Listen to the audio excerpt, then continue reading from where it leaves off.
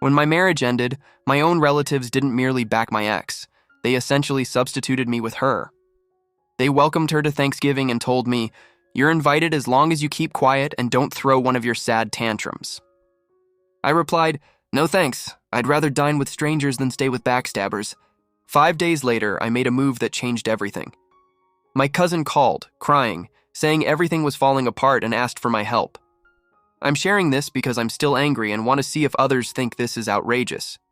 If you aren't interested in family drama, feel free to scroll past. But if you've ever felt like your own family has muted you, you might understand. I'm not using an anonymous account because I don't care if anyone discovers this. I'm tired of keeping the peace. For context, I divorced about 1.5 years ago, which was disappointing but not unexpected. My ex Opal and I were together for nearly 6 years. I won't pretend it was all her fault. I can be quite straightforward, and I'm not one for lengthy discussions about feelings. I might have relied too much on sarcasm. Opal always sought approval from others, often bending over backward to be the agreeable one in any situation. Hence, marriage wasn't the best fit for us. Here's where things got strange. Typically, when couples separate, families remain a bit awkward but still acknowledge their actual relatives. Not my family. My mom, Faith, and my cousin Tucker especially seemed to embrace Opal as if she were their own. My Aunt Lorraine did, too. They acted like she was still a part of the family, while I felt like an outsider. The first odd thing I noticed was the group chat. It used to include just me, my mom, Tucker, Lorraine, and my sister Tammy. Suddenly, Opal was in there, and they were sharing photos from a pottery night. I saw Opal's mug before anyone else's, and no one even asked if I wanted to join. Then, they announced a pumpkin patch outing, and I saw my cousin post a selfie with Opal, receiving comments as if she were the fun aunt now. My phone was buzzing, but it was only because I was seeing their messages, not because anyone was reaching out to me. I thought maybe they were just trying to be polite, or perhaps it was awkward for them too. Honestly, I began muting the chat because it infuriated me to see them all having fun with her as if nothing had occurred. Then, about 2 weeks before Thanksgiving, my mom called me with a serious tone, as if she had bad news. I asked what was up, and she went into a long explanation about how things had been tense and she didn't want any drama at Thanksgiving. She said, "You can come, but only if you keep quiet and don't cause one of your pathetic scenes." I was baffled. What scenes? I hadn't seen them since July. I asked, "Why am I the problem here?" She replied, "You know how you get. You always have to argue, and Opal just wants peace." I chuckled and asked, "So Opal's coming then?" She confirmed, "Of course she's family and has been supportive." I pressed for details on how she supported them, and my mom defensively rambled about how Opal had been helping around the house and being there when she needed to vent about me not calling enough. She even said, "Opal's unlike you, so I'm just done." I told her I would rather eat with strangers than sit with traitors, and she hung up on me, something she has done since I was a kid whenever she didn't want to engage. I texted Tucker asking, "Are you serious about this?" He simply replied, "Don't make it about you." I was left bewildered. What had I missed? Did I die and no one told me? I tried to get some real answers by calling my sister Tammy. She's the only one who doesn't act like I'm invisible, but she was so over it she barely participated. She said, "Look, Opal's just easy to have around. She bakes, helps out, and makes everyone feel comfortable." She added, "You know how Mom is. You always clash. She likes people who agree with her, and you never did that. Opal does." When die? I asked Tammy if I should just back down. She said, "I don't know. Maybe just don't show up and let them have their peace." Thanks, sis. I spent the next few days just existing, continually getting notifications from the group chat. Opal was making pies, helping Lorraine with her garden, and teaching my mom how to use her new phone.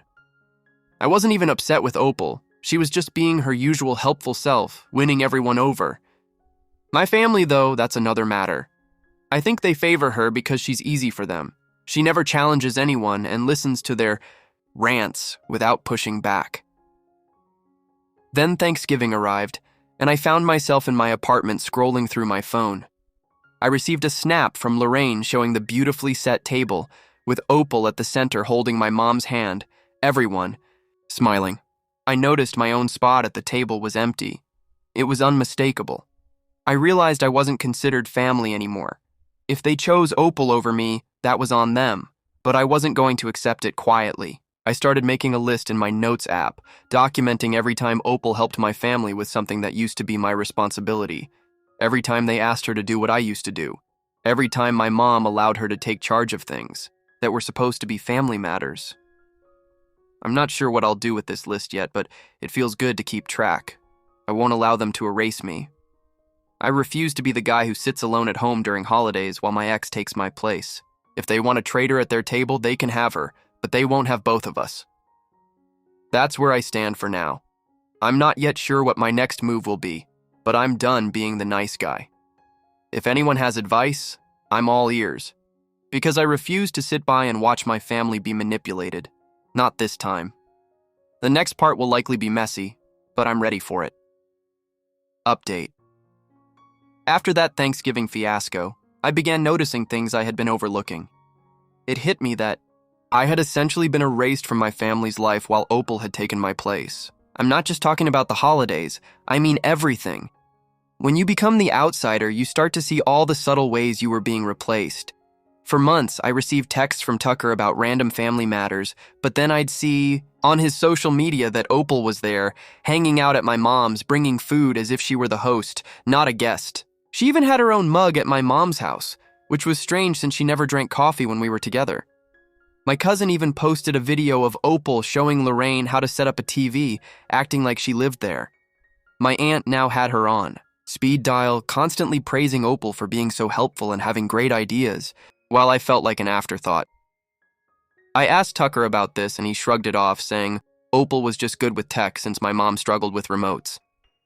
Sure, but she also never reached out to me for help after the divorce. I guess I'm no longer helpful. Then there was the issue with the cabin our grandma had left to the family. Not just my immediate family, but split between me, Tucker, and Tammy. For years, I had managed the bills and maintenance without gratitude. I checked the group chat about the cabin after ignoring it for a while, and it was all about Opal. Opal organizing a summer trip, Opal getting quotes for repairs, Opal discussing making it more inviting. I scrolled back and realized my name wasn't even mentioned in the conversation about July usage. I texted Tucker, "Dude, what's happening with the cabin?" He dismissed it, saying Opal was helping and everyone preferred her plans since I was always too busy.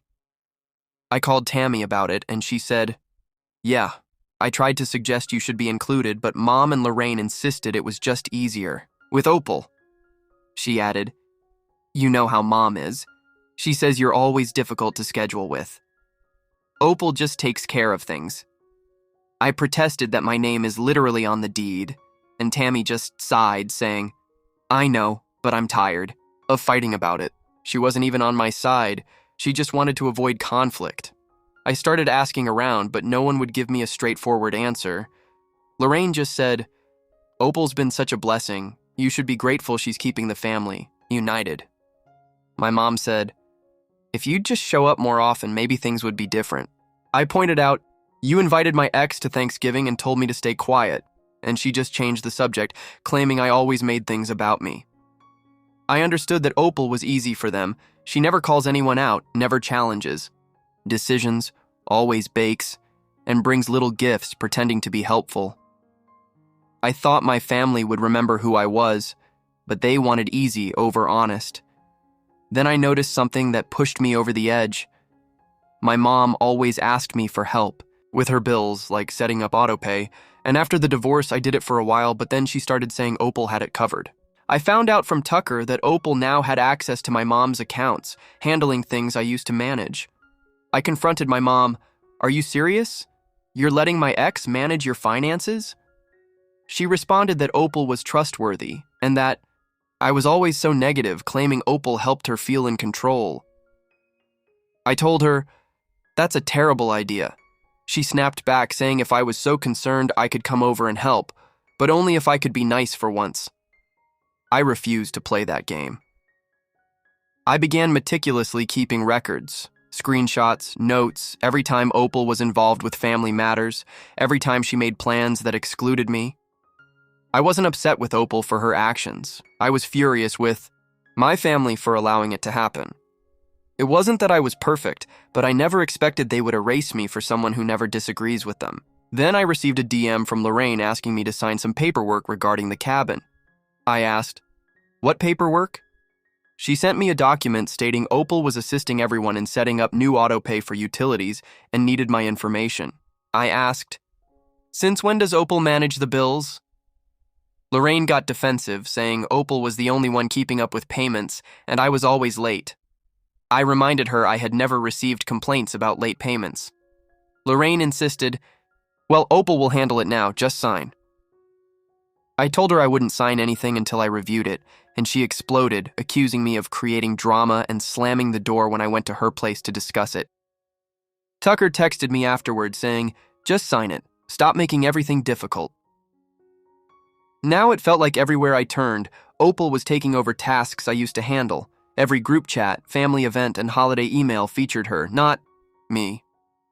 I even asked my mom if I could stop by to talk about the cabin. She said, "Only if you're not going to argue. Opal's coming over to help me with taxes anyway." I hung up, realizing I wouldn't engage in this. I believe the reason my family treats me this way is that I've always been straightforward. I never played along.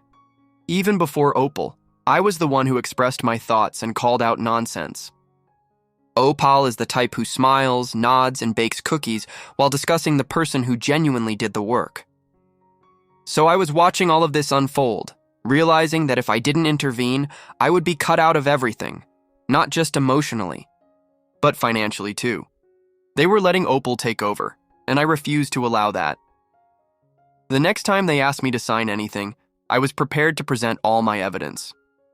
I wouldn't sign anything without respect, and I wouldn't back down, not allowing them to rewrite history so Opal could be the hero while I was painted as the villain.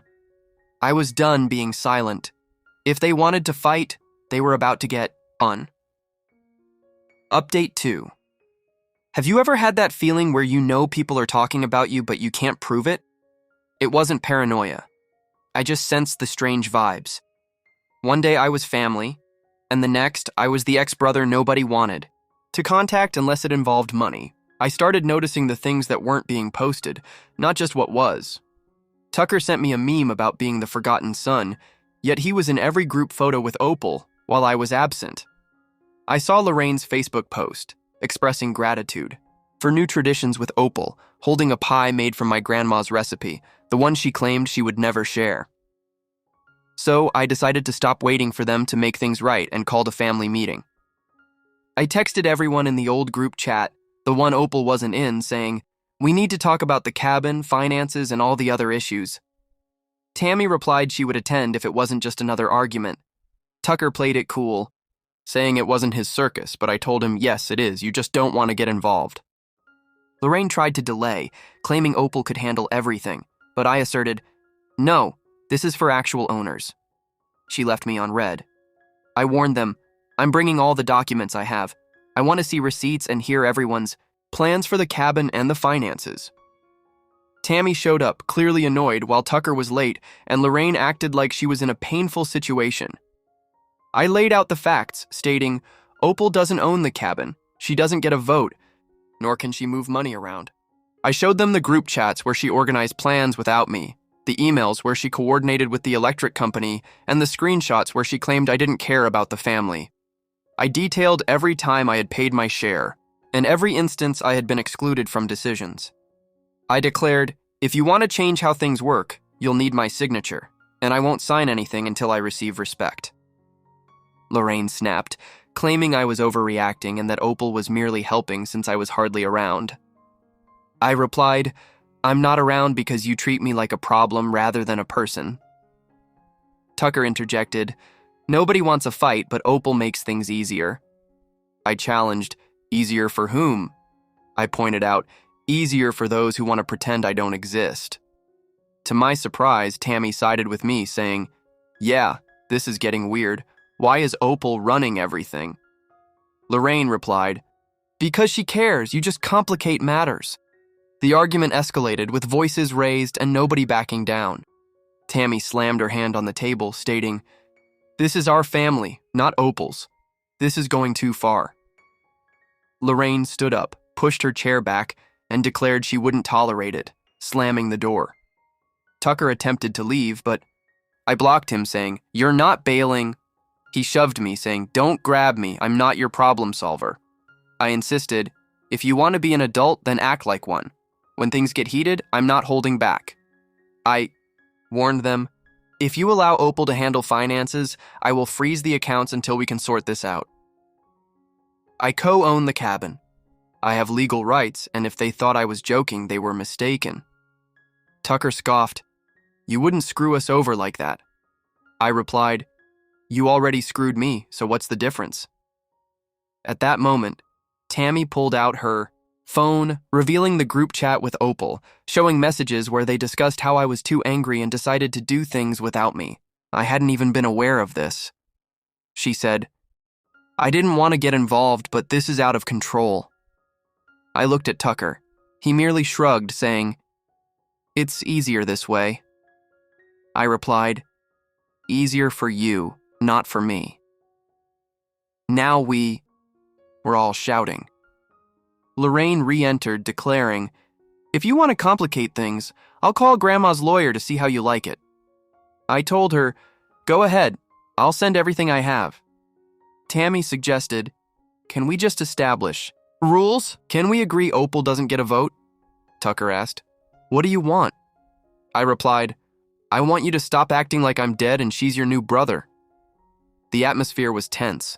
No one was crying, but the anger was palpable. For various reasons. Tammy wanted peace, Tucker wanted out, Lorraine wanted Opal in charge, and I wanted my life back. I declared, "Bottom line, if Opal touches another account or signs my name or attempts to make decisions about my property, I'll take it all to a lawyer." Tucker said, "Fine, we'll do everything by the book."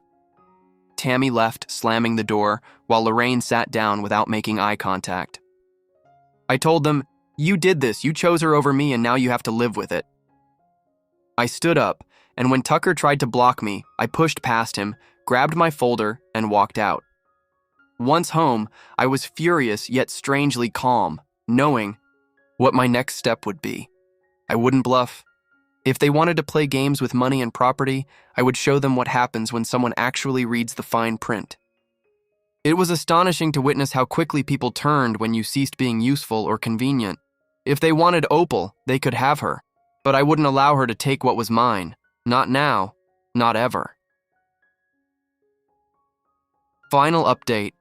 After that chaotic family meeting, I waited 5 days, expecting someone to reach out, perhaps to smooth things over or apply the usual guilt trip. Nothing. The same group chats continued, with Opal's name everywhere and mine nowhere to be found. They must have thought I would just give up and fade into the background, allowing them to continue their charade with my ex in charge. But no, that wasn't happening. I started with the cabin. I pulled together all the documents, the deed, bills, and co-owner agreement my grandma had drafted years ago. I meticulously verified every payment, signature, and message about repairs. I had everything organized so clearly that even Tucker couldn't argue. They hadn't realized that you can't simply vote out a co-owner and expect them to stop asking questions. I contacted the management office and instructed them to freeze any new changes. No repairs, no bookings, and nothing could happen without my approval. I requested they send a written notice to everyone on file. I emailed the family group with the attached legal notice. No warnings, no pleasantries. If they wanted to use the cabin, they had to come to me directly. Opal had no say in this matter. And by the way, no more helping with bills. All payments needed to go through the official account, which I now controlled. Then I tackled the family accounts.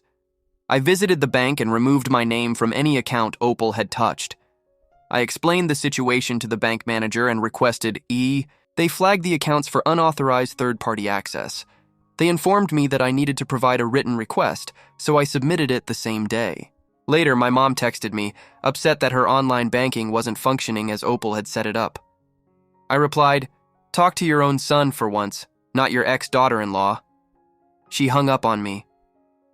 I informed Tammy about my actions and my reasons, stating, if she wants her share of the cabin, she needs to speak to me directly, not through Lorraine or Opal.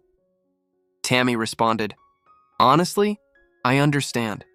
I'm tired of this too. Tucker called, attempting to argue, saying I was punishing everyone for not taking sides. I told him, you've already chosen. I'm merely ensuring you cannot pretend. I don't exist when it pertains to finances or property. Lorraine called me, outraged, questioning how I could do this to family. She tried to guilt me over Grandma's wishes, but I remained firm. She accused me of being vengeful, to which I replied, no, I'm just enforcing what is legal. She slammed down the phone. Later that evening, I saw a post from her about how some people never mature, which made me chuckle. Opal attempted to reach me the first time in months. I let her calls ring out. She texted asking, can we talk? This is hurting people. I didn't respond. She sent another text, I'm just trying to help. Why are you making this so hard? I blocked her. The fallout was swift. Within 2 days, I received messages from Tucker, first angry, then desperate, saying, the cabin trip is ruined, Mom is freaking out, Lorraine is blaming everyone, Opal is crying, and nobody knows what to do. Can you please fix this? Everything's falling apart. I told him, I warned you, you made your choice. I'm not coming to the rescue. I'm ensuring no one erases me from my own life. Then Tammy called. Did you really freeze the accounts? She asked. I confirmed. Yes, I did. She responded, honestly, I'm relieved. It's been messed up for months. They've let Opal do whatever because no one wants to deal. With Mom and Lorraine?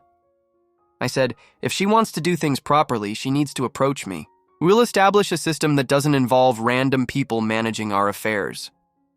She agreed, and that's all I wanted. The following weekend, I went for a run past my mom's house. Her car was there, but Opal's was absent, and Lorraine's car was gone too. I didn't go inside, I just kept running. Sometimes you have to let people deal with the mess they created. I know readers might think, wow, that's harsh. But honestly, if you allow people to treat you as disposable, they will continue to do so. My family wanted an easy life. Now they have to deal with the hard side. Opal wanted to play the replacement. Now she's out of the picture. I didn't break any laws, nor did I yell or threaten anyone. I simply used the facts and the rights I already held. If they want to erase me, fine. But they won't take my belongings or my silence. So yes, perhaps I burned the bridge, but to be honest, it was already ablaze. I just ensured that nobody could cross back without asking first. I have no idea what the next holiday will look like, and I don't really care. I've reclaimed my life and won't share it with traitors. If you find yourself in a similar situation, don't just sit back and accept it. Remind people where the line is, and don't hesitate to draw it in permanent ink. That's all from me. I hope someone finds value in this, even if it's simply the idea that you don't have to let others walk over you for the sake of family. Sometimes, you must be the villain in their narrative to finally become the hero in your own.